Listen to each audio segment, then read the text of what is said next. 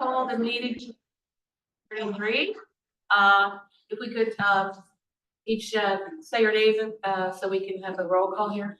Mike Smith. Alice Reel. Lauren Smith. Okay, we're missing the, Tish and Fred Gallagher and Gail Sykes, who wanted to be here but couldn't because of the various travel problems. Anyway, first thing we'll, talk about is the minutes. Everybody was sent the minutes. I hope you got a chance to review them. I did, and I couldn't find any changes to be made. So does anybody have any that you saw? Okay, do I have a motion to accept the minutes? Motion. Thank you, Lawrence. Second? Second. All those in favor? Aye. Okay, the second thing is, last month, we talked about our opening for a new member.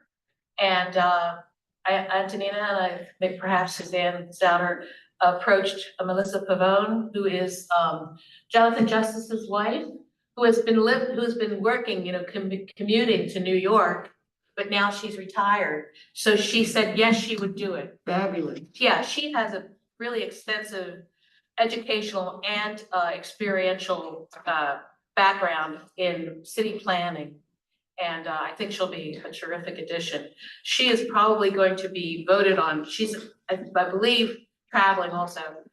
The council is gonna vote on her in March, so she should be a member at our next meeting. So that'll be great. And thank you for suggesting that. I can't remember now. Anyway, all right. So the first thing I want to talk about is our meeting with the U.S. Army Corps of Engineers, which was on February 6th, I believe. Yep. And there were a lot of people here, not just from the Corps, but also from DelDOT, DENREC. We had Melissa Minor Brown, is our representative, and also the Speaker of the House. Franklin Cook, Senator Poore was here. Kevin Donnelly from the Conservation District, and a number of other people who listened to a presentation that was made by Emily of basically what our situation is.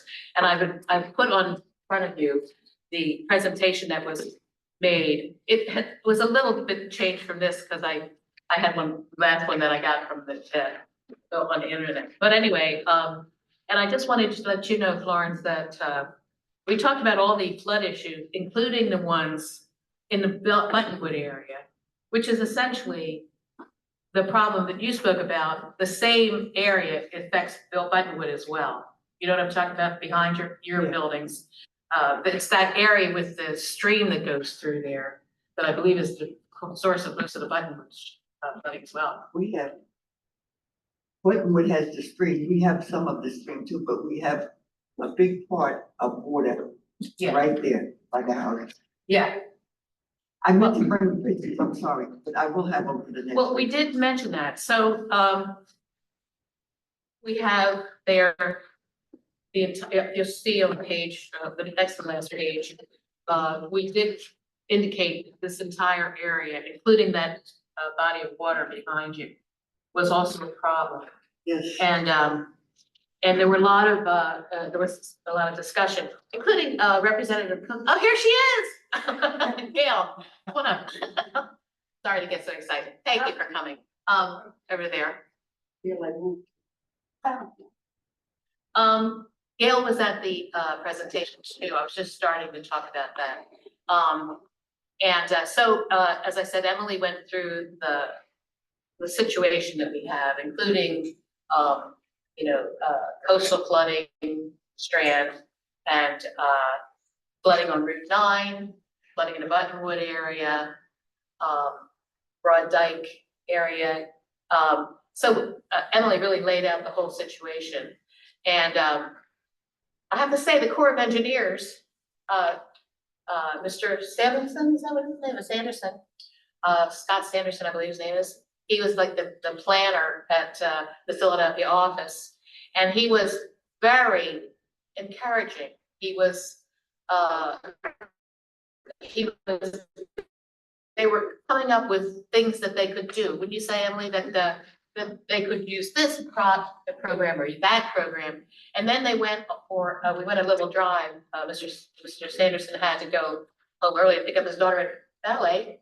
But there was another thing that he thought that there was also section 14, he called it, which is protects historic areas from erosion. So that's a different thing. It's actually erosion. So that have to be part of it. But anyway, we were very encouraged, and then on this trip that we took with Ed Boyd, who's the congressional liaison for the office there. He wanted to talk to me a little bit more. He said that we need to do this as quickly as possible. They're really excited to do it, and that just need a letter. This is the thing, it's not a question of filling out a form like we would have to do for some things like FEMA. It's just a question of telling them what our problems are, what can you do to help us? And they sort of then come from there. So I think Antonina was working on the letter that is going to go to the Corps of Engineers. Now, Kevin Donnelly was there, and we spoke a little bit afterwards, and he said that the Corps is really great, but it takes a long time. Now, when Ed Boyd was talking to me, he said it could be up to 4 years. And I said, that sounds pretty good to me, because 4 years from a federal government project can be pretty good, but who knows if it would take. I thought it would probably take longer. Also, I asked Kevin Donnelly also, remember, Gail, we had that plan there that he had given me a while ago.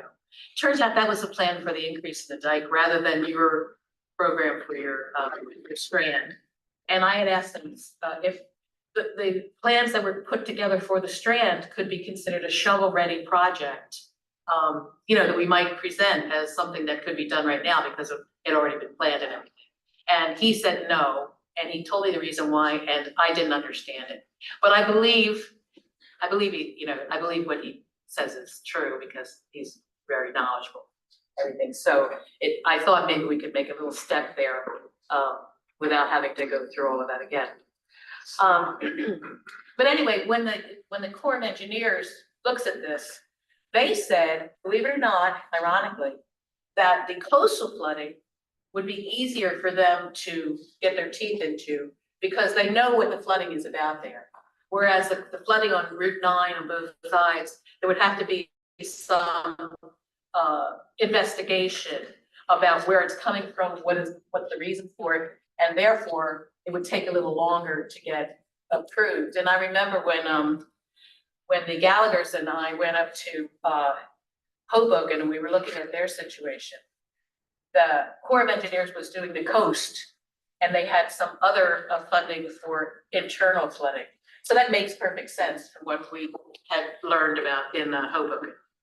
Anyway, so we are just, as I said, Antonina is going to draft that letter to the Corps, and then I assume that she's going to show it to us and we can take a look at it, make sure it's not that we know any more than she does, but give any suggestions.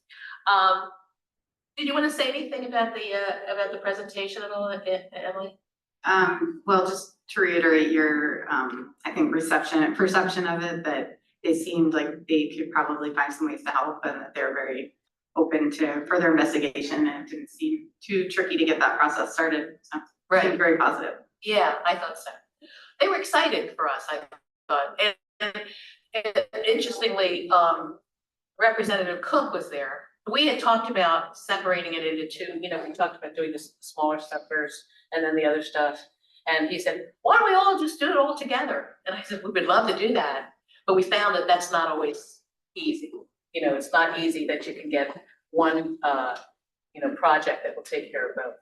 But so anyway, after that, Anthony and I attended a virtual seminar on getting funding from FEMA, right? And it was put on by the University of Delaware's Institute for Public Administration. And it was about how to apply for the FEMA grants. And Bill Kane of FEMA our local state version of FEMA, made part of the presentation, and he's willing to help with any application, which is great. So, go to him and he says, this will work, will work, that kind of thing. So it's gonna be a great help. I think you're also heading that up too as well. Anything we can do to help. Thank you, yeah, I'll definitely be in touch, I'll Yeah. definitely support that, but I have a meeting on, Thursday, it was supposed to be yesterday, tomorrow, but it, got rearranged. So I'll be meeting with the GAP team to go over it, and then I'll be in touch with the components, it's Wonderful. thank you. Now, it's interesting, we were talking to Philip Kane in this virtual seminar, and somebody said, well, what about the the administration's, stopping of funding, freeze of funding? And he said, well, that really hangs over everything. We're not really sure right now. But not too long after that, he said, we haven't heard anything, so we're just gonna go with our deadline, which is March 18th for this kind of funding request. Now, I think what we're talking about, Antonina, is a funding for a planning, right, a planning grant. Yeah. So maybe for the Route 9 areas or your area or Buttonwood area, right, rather than. Yeah, that's what I'm gonna narrow down. Danielle Swallow, remember she told us to have something more narrow and focused than something broad, so yeah. Yeah. Yeah, whereas, Corps of Engineers, seem Right. broad, no problem, but we'll see. Anyway, now we also, later on, we also had a phone call with Danielle Swallow, who is with, Sea Grant. Some of us know her because she's spoken to our group, but also she was here for a public, meeting in May of 20. Anyway, and she gave us a lot of advice, but also she gave us a little bad news because we had hoped that we were in the running for this Coastal Resiliency Design Studio project for this summer. And turns out that has already been awarded to, they wouldn't tell us where. But we'll keep it in mind for the next summer because it sounds perfect for areas like yours, for instance, or or Buttonwood, or even Route 9 area. It sounded like it's a very hot commodity and a lot of people request it, so the sooner we get on their radar, the better. So now that we're on their radar, Right. hopefully in the future. Yeah. I was disappointed because he was much more encouraging when I met him, at that meeting, but maybe he realized he'd said too much. I'm still gonna reach out to him Don't again. tell me anything Right. if you don't want to hear about it. Anyway. I'll still reach out to double check that we're off the Right, mark. yeah. Anyway, so that's my little spiel here, but does anybody have any questions about that? I do. I was just wondering, this is not the first time they're, checking to see what they can do or to stop the flooding. I've heard about it for a while back. And every time it seems like it's gotta go to somebody else or nothing gets done. Well, yeah, thank you for that. No, it's, well, we had thought that we had solved all the problems in May of 23, I guess it was. When we were told that the watershed project of the Department of Agriculture's Natural Resources Conservation Service had found us to be eligible for up to, at that point, $37 billion to take care of all of the flooding problems that were obvious. And we waited and waited for it to be awarded. And we waited and waited for it to be awarded. And eventually, beginning of last year, I guess, we decided that we had to search for other forms of funding, or actually middle of last year. Anyway, so we had spoken to there's a conservationist with this, the University of, the agricultural department in Dover, and she was new, so we got her on the phone for a Zoom meeting, and she was less than encouraging, I would say, and so that's when we really began anew to find funding. The city has done a lot of studies, we really have, and we're prepared to go but we don't have a shovel-ready project right now. That's what we need, I think, a shovel-ready project, so we can say, for instance, right, Tim, did you ever get a hold of the guy, Mr. Johnson? I did, yes. And, they just got, that's called is it bond funding, right? Is that the bond stuff? They went through the, community, redevelopment, fund or grant, but it's money that all comes from the state. Right. But is it the same pot that we get our funding for roads and things, do you know? It doesn't, I would say, I'm essentially yes, but usually that comes through the CMT, the community, or the CTS, Community Transportation Fund. Oh, okay. But this year, Delaware City ended up getting their lump sum through the community, redevelopment. Is that the same people that helped you with the new ramp? We've been through the bond bill one of these. Okay, Yes. yeah. So, but you have to have, like I said, a shovel-ready project for them to be able to, right?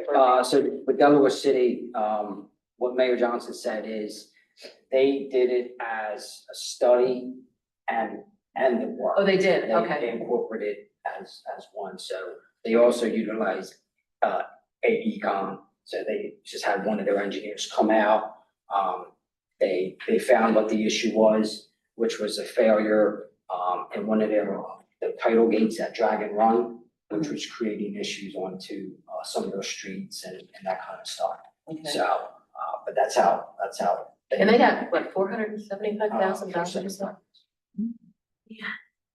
So, and what is that coming up to, is it soon that we're gonna? So that just opened like a week ago, 2 weeks ago roughly, but that closes, the middle of May, I believe it is. Do we know what we're gonna be asking for there yet? Yeah, there are various projects that we are gonna ask for, of course, including streets.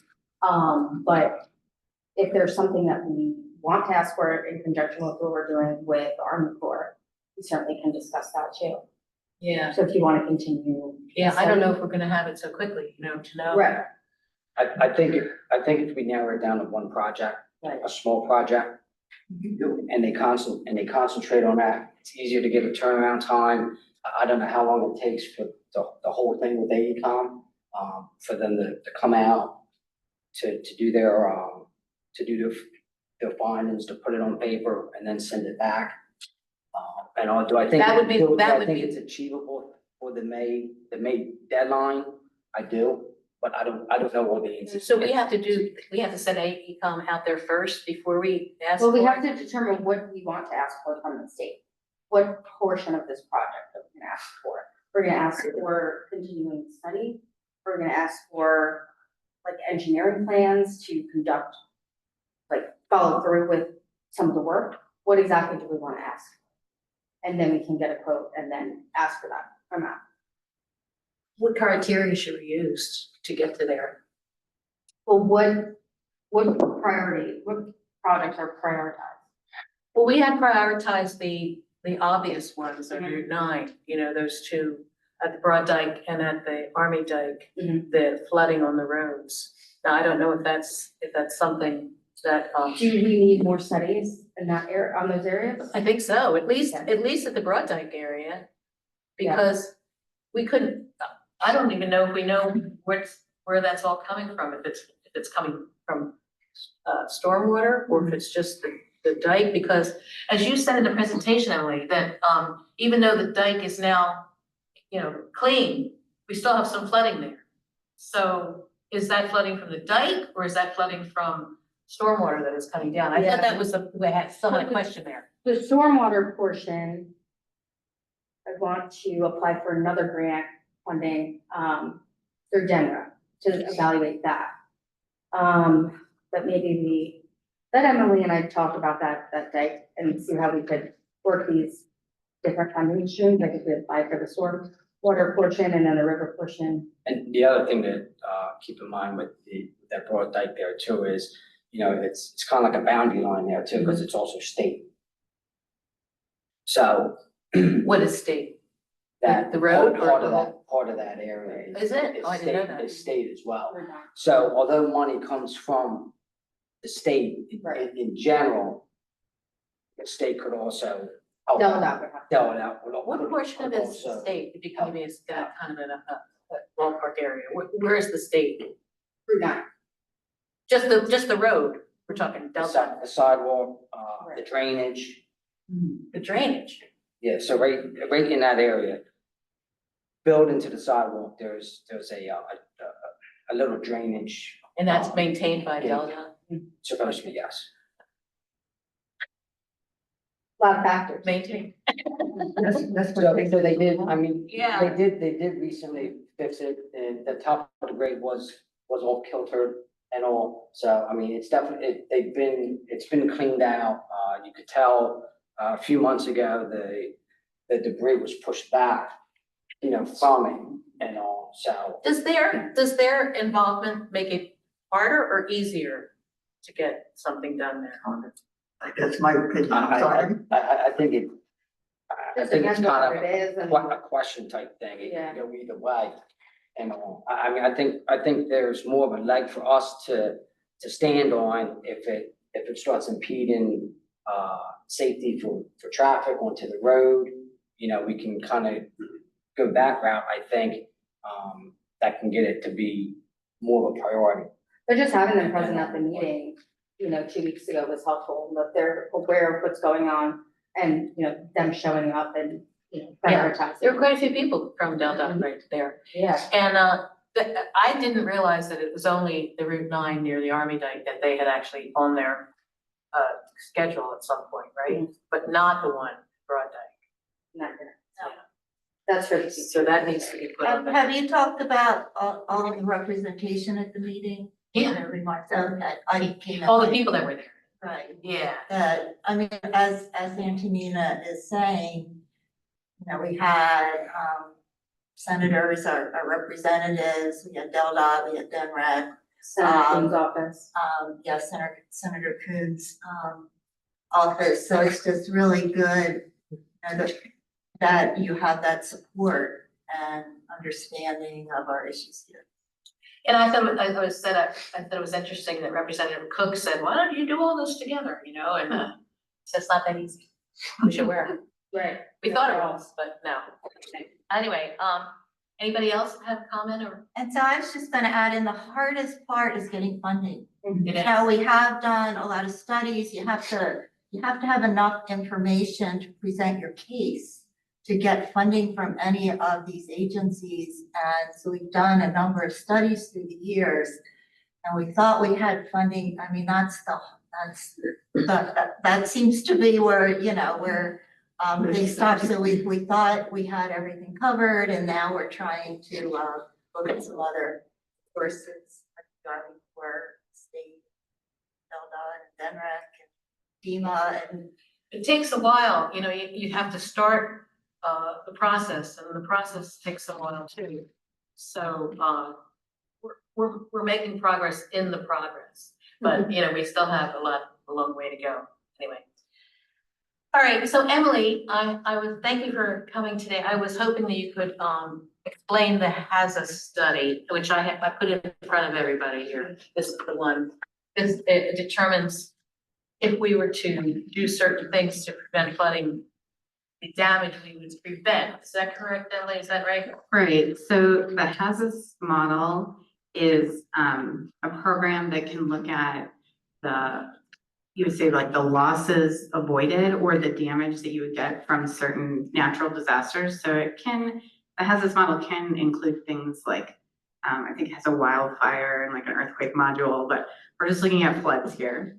So you input your buildings into the model, and you can use some generic data, but for this study, the city had sent out some surveyors to collect data on, there were 625 structures that were included, so that was getting information on the first floor, elevation of the building, and the footprint, the size of the building. These things factor in because the way it calculates your damages is that it looks at how much the depth of water that touches the building for a particular storm event. And then there's some, they call them depth damage curves that the Army Corps has developed that tell you, you know, if you have like 1 foot of flooding in your structure, how much damage is that going to cause? And it's based on the value of the structure as well. So we had these 625 structures that we're looking at, and we were examining the impact from the 100-year storm or the 1% storm. So that's the present day FEMA elevation of 9 feet. And we found that of those 625, only 237 were impacted by that flood. That's still a lot of structures though. And so the total losses that count the damage to the buildings, damage to contents, some of the buildings were businesses. So inventory, there's kind of a standard way you would calculate loss of inventory. And so the total for that came out to $6 million worth of damages for this, 100-year storm. And then what we did is we looked at if you elevated the dikes to 13, like the highest proposed level, 13.5 feet, and you did the extension project that was also proposed, so kind of the most protection that you could provide. Then we looked at what would the damages be to those same buildings in the event of a 100-year storm if that dike, the elevated dike and the extension was in place. And that was like no damage because obviously we're protecting everything. So the difference between those is what would be called the losses avoided. So if you have the project in place, sometimes when you do a project, you might you might not be able to protect against certain events. So sometimes you can have some damages that occur for the after project scenario, but the difference between those anyway is losses avoided. And so then we looked at we didn't do an actual FEMA benefit cost analysis, but we kind of looked at what would that look like. And the way it works is that because this is a 100-year storm, it has a 1% chance of occurring any year.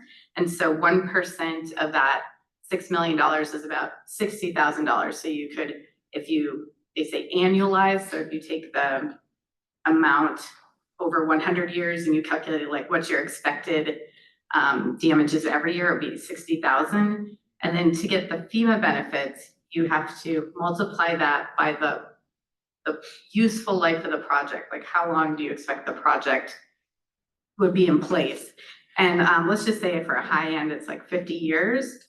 And then you also have to calculate some discount rate of money in the FEMA benefit cost analysis. You're doing some economic calculations to assume, money in the future isn't the same as money today. But anyway, what it works out to is about $1.5 million worth of benefits over the life of the project. So in the FEMA world, you would be looking to get a benefit cost analysis that's, positive, greater than 1.0 to be awarded a project. You would have to have a project with all of the costs, including operations and maintenance costs, to be 1.5 million or less, which is much smaller than what we were estimating for this. So we did have in the report some additional benefits that could be included in a future analysis. So there was a question several meetings ago about if we calculated the value of the historic structures, and they're not calculated. There isn't really there isn't a trigger in the HAZUS model that says, historic, not historic. So what you'd have to do is kind of manually enter in the increased cost of replacing that building. So you could do that. You'd have to get some backup data, but you could add in some additional, it would be benefits really of the cost of the historic structures.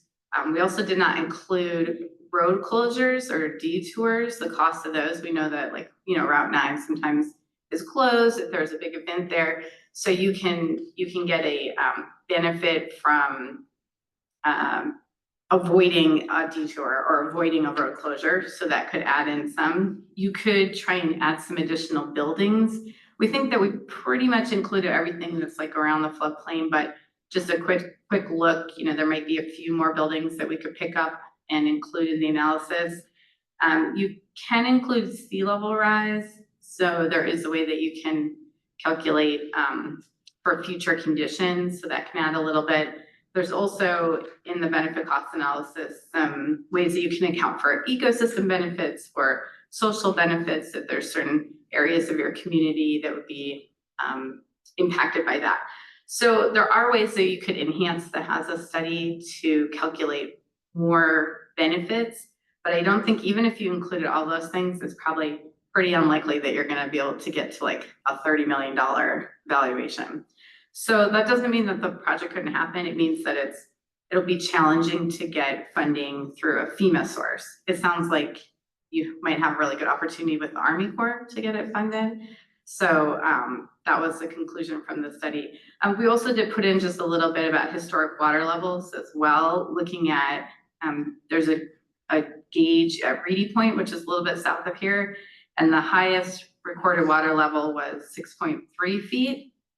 NAVD 88, that was April 2011. And then upstream a little bit in Philadelphia, the highest recorded water level was 7.6 feet, NAVD 88 from just this past January 24. So looking at that, I think, definitely we've talked about the Strand area, you do get some overbank flooding there, but potentially the elevation that the dikes are at right now should be able to provide, pretty good protection at the 8.5 level, just based on historic data. Of course, we want to consider sea level rise and think about what that looks like in the future. And so going up higher is always better, and extending the dikes is great too.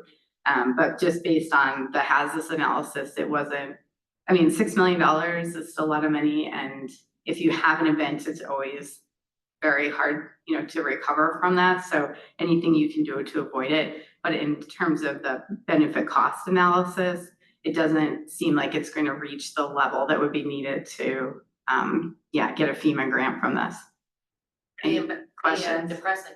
So I had questions when the study was set, and I don't have a good picture of the map. I did try to print out the color version, but the extensions don't appear to be extended to cover the historic district. It seems like That was the data that we had received, was that it didn't cover that area, the proposed extensions. structures are. So if the model is not extending and covering them, then it's not gonna come up with a high value. It's all, Well, those would be impacted in the present day scenario.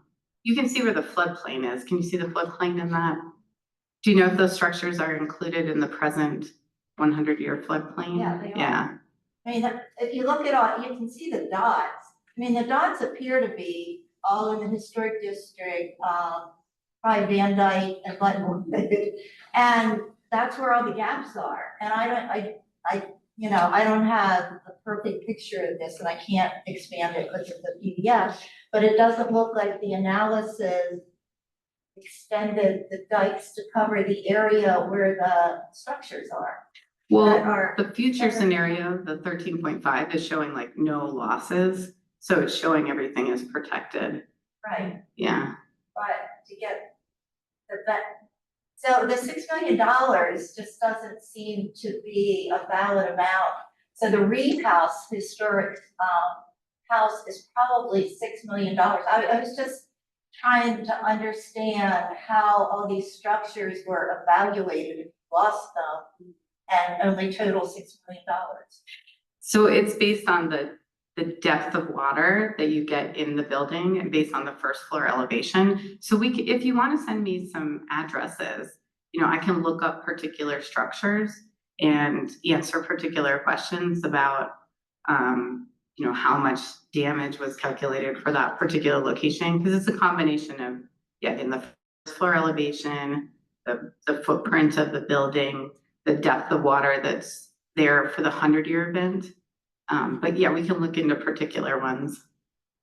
Because most of them are in the non-extended area, from what I can see of this map.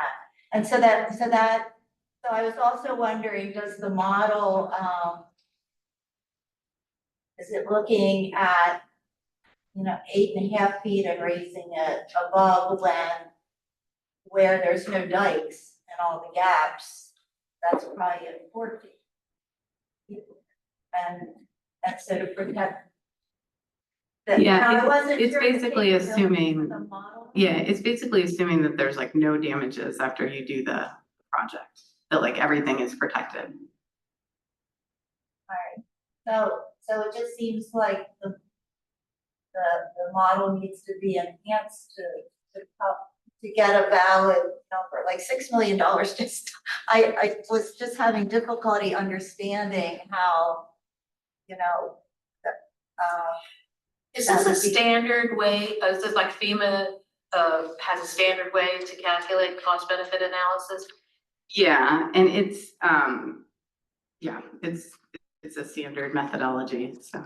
But I mean, this is accepted by FEMA or demanded by FEMA? Yeah, Army Corps and other federal agencies could have different ways of calculating their benefit. But this is the FEMA methodology.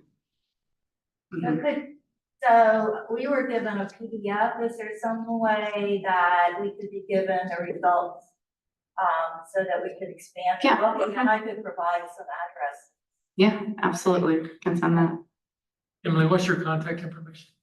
Do you have it, is it in there or? I didn't see it. I didn't see it in there. Doesn't mean it's not in there, but I just didn't see it. Yeah, I can write down my email if you want. Okay. You know, also, I remember, seeing somewhere that, the municipal, the police department was in the floodplain. There are some government buildings that are Right, included. and so that would affect, you know, the police's ability to handle all of this. I would think it's like, you know, putting the, what was that part they put in the middle, in the, World Trade Center, you know, the communications thing in the World Trade Center. It seems like kind of did that, put the police in the place where there's very good chance of flooding. So I'm wondering if you could, I'm trying to get it above 6 million, because truth is, 6 million will go nowhere. And if that's gonna be our cost benefit analysis, that is going to be a real problem. I will say one thing too about the FEMA benefit cost analysis as kind of a rule of thumb. Usually projects that will get enough benefits to, you know, justify the project, usually they're getting flooded at like a 10-year or a 20-year level. So it's usually has to do with the frequency of the flooding as well. So the benefit cost analysis is kind of weighted a little bit to higher frequency flooding, and a 100-year storm or 1% storm, even though it's catastrophic and it can cause a lot of damage, it's infrequent compared to, you know, how this is kind of set up. Remember also someone saying, someone in some official capacity, talking about the 100-year flood, and it's really 1% every year. And so for over the 100 years, it actually comes out to be 22% chance of getting the 100-year flood. Does this take that into consideration? Yeah, well, that's the part later on when he's talking about the benefit cost analysis. I think it might even be in the appendix.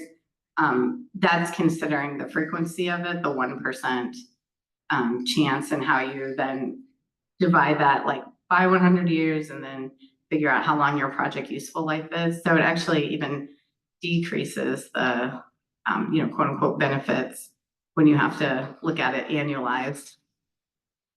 Could you explain the difference between, this chart with, the capital stock exposure versus the capital stock lawsuits? I think that has to do with the commercial type of building. I'll have to look again at that in detail, but, Well, it breaks it down by government, industry, commercial, residential, but there's like a different large types of number. losses. Yeah, there's a large number under the exposure versus $6 million, which is under the law.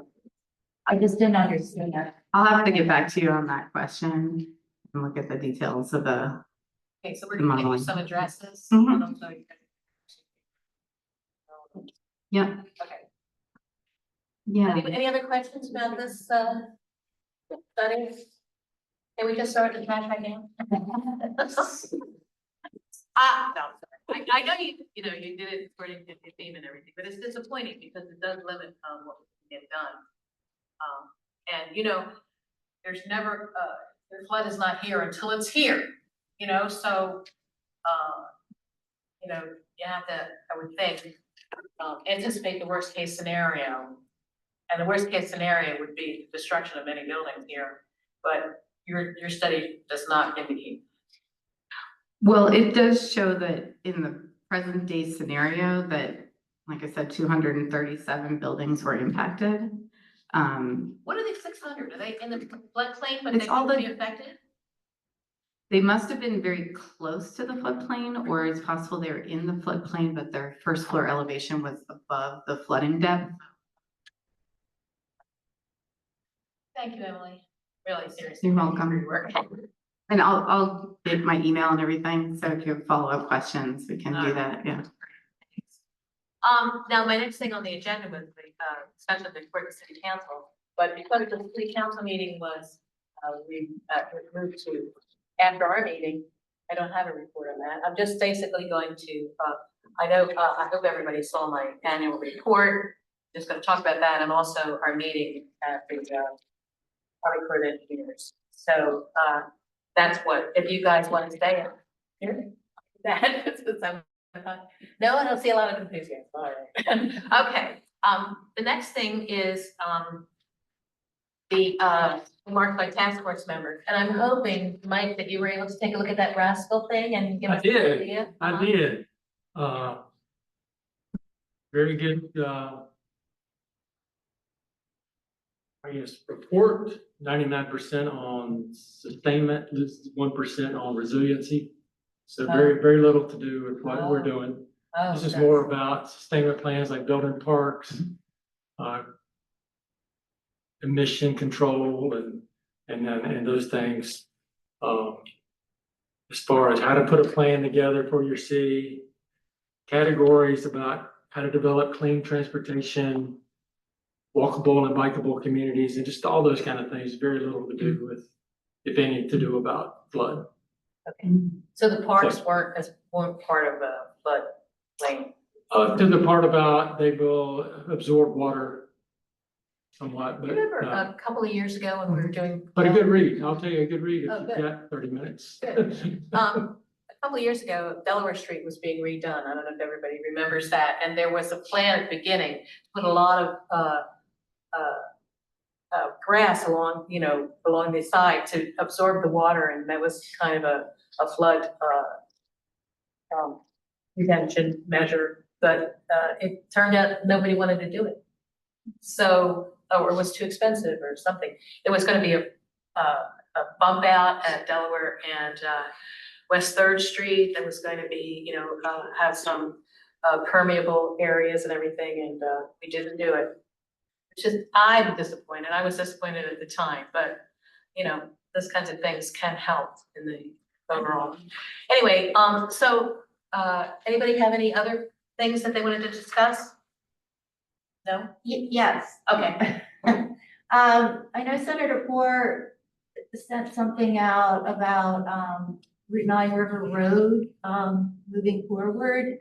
And so is that our bridge? Yes.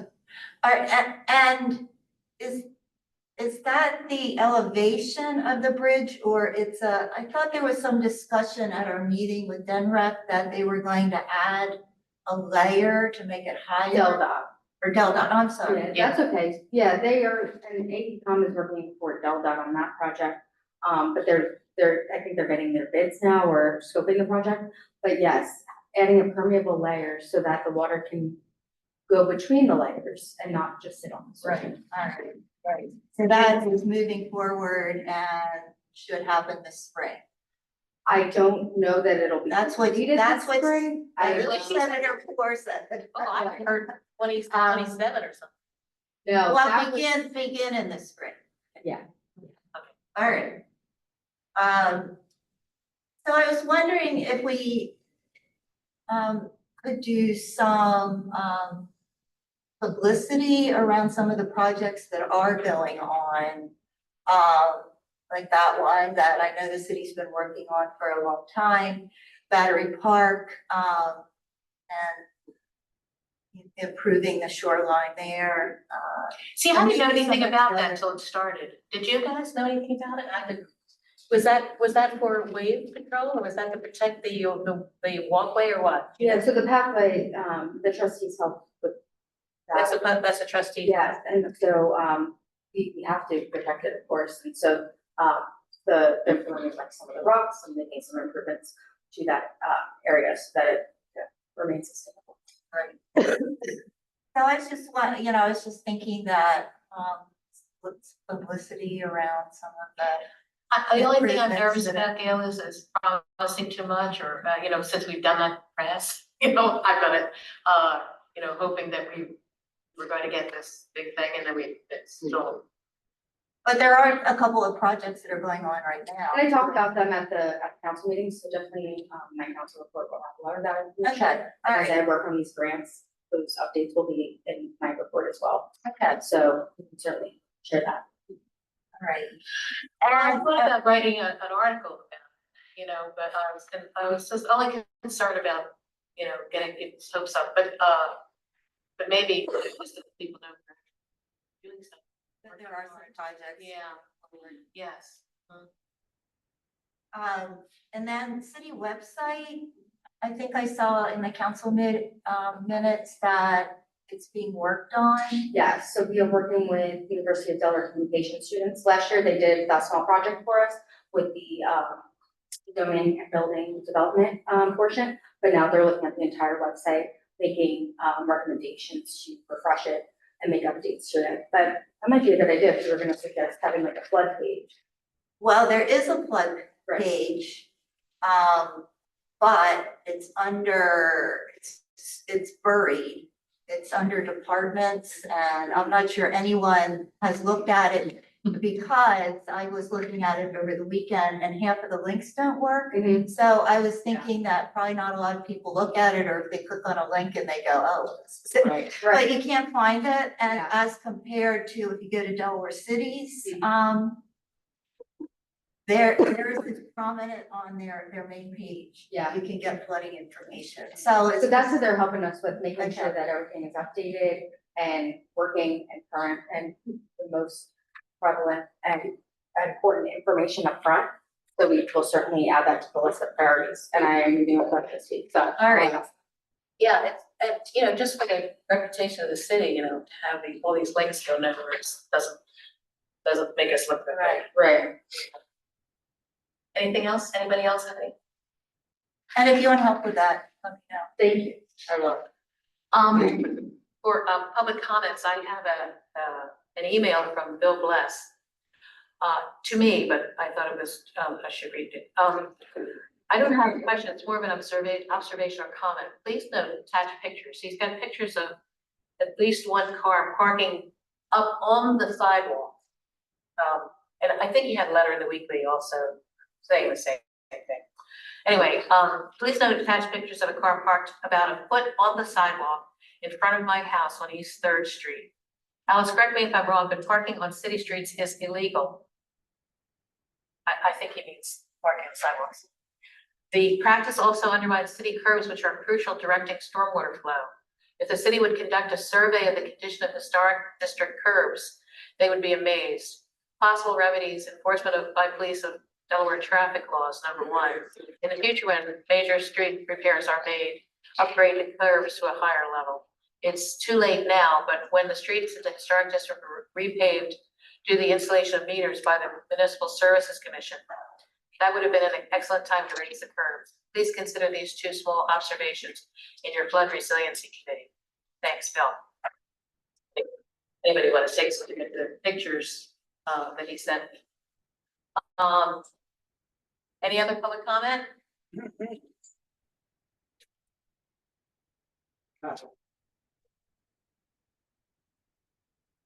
Bill Gross, 1301 13th Street.